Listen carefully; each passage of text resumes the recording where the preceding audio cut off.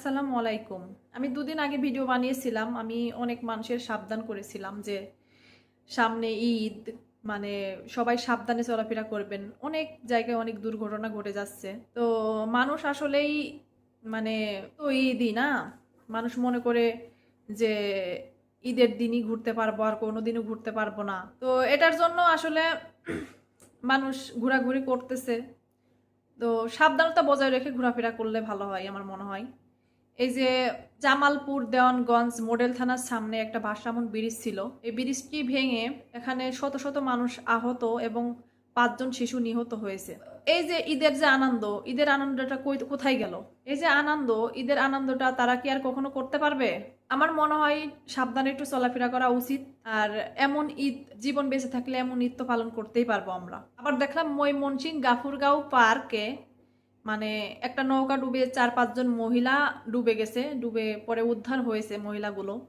এই যে নৌকাওয়ালা তো নৌকায় কতজন মানুষ উঠলে ডুবে যাবে এটা মানে বুঝে মানুষ নিবে না।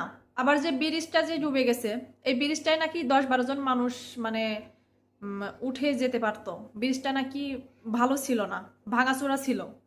ওইখানকার যে মানে মডেল থানার সামনে, ওইখানে তো অবশ্যই আইন শৃঙ্খলা বাহিনীরা ছিল না। তো এত মানুষ যে উঠতেছিল তখন তো তারা বাধা দিতে পারতো, এত মানুষ উঠলে এটা ভেঙে যাবে, তো এটার জন্য তারা কেন বাধা দিল না? এই যে কয়টা শিশুর প্রাণ চলে গেল, তো এখন কি এই প্রাণ কি আর ফিরে আসবে?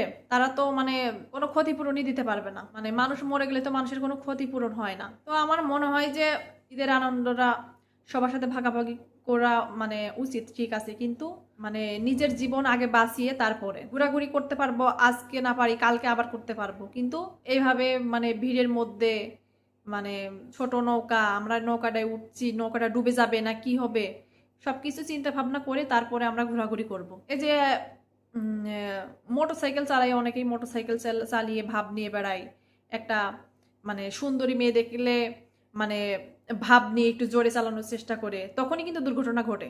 তো এমন করা উচিত নয়। আগে জীবন, তারপরে অন্য কিছু। তো সবাই সাবধানে চলাফেরা করবেন। যদি এই পর্যন্তই, দেখা হচ্ছে পরবর্তী ভিডিওতে। এই পর্যন্ত সবাই ভালো থাকবেন, সুস্থ থাকবেন। আল্লাহ হাফেজ।